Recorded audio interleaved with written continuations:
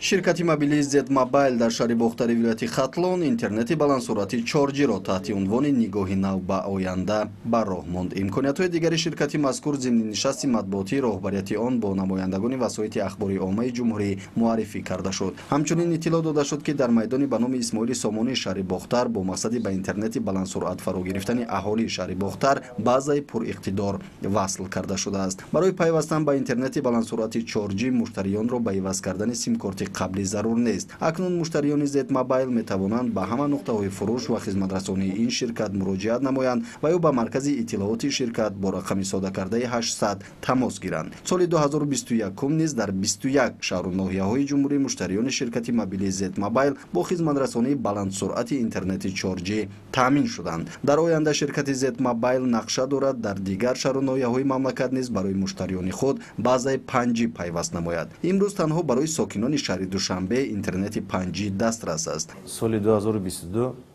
нақшаҳои зерини мо ҳаст ки барои ҳамаи мардуми вилояти Хатлон чӣ дар шаҳру ноҳияҳои калон чӣ дар ноҳияҳои дурдасти вилоят сифати алоқаро барои мардуми Хатлон бо сифат дастрас карда диҳем.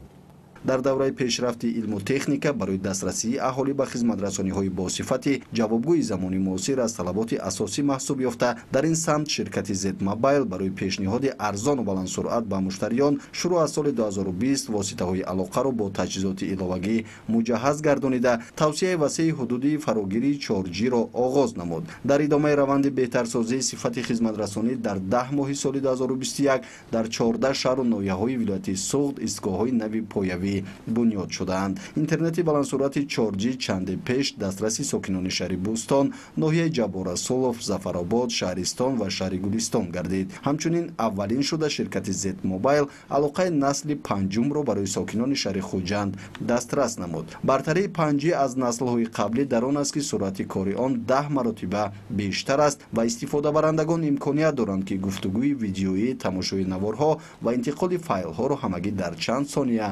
анҷом диҳанд.